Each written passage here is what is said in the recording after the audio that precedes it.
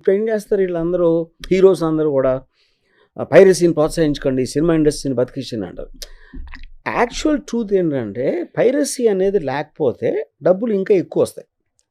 ఎక్కువ వస్తే రెమ్యునరేషన్ ఇంకా ఎక్కువ పెరుగుతుంది. కానీ ఇప్పుడు నేను ఒక హీరో ఫ్యాన్ అయితే ఆ హీరో ఫ్యాన్ సంబంధించిన సినిమాని నేను తక్కువ కాస్ట్లో చూడాలి అనుకుంటాను, కానీ నా డబ్బులు ఇచ్చేసి అడిగి ఇంకా ఎక్కువ డబ్బులు రావాలని ఎవడు అనుకోడు. అది మనిషి స్వార్థం, నేచర్లో ఉండే ఇది. అది ఎంత ఫ్యాన్ అయినా సరే.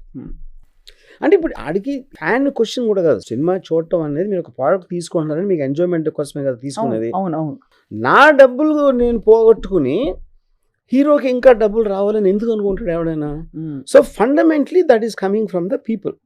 Anything which is going to be, అప్పుడు వాడికి పైరసీ సినిమా చూస్తే నాకు శిక్ష లేదు, నాకేమీ పనిష్మెంట్ రాదు అని తెలిసినప్పుడు వాడు చేస్తాడు.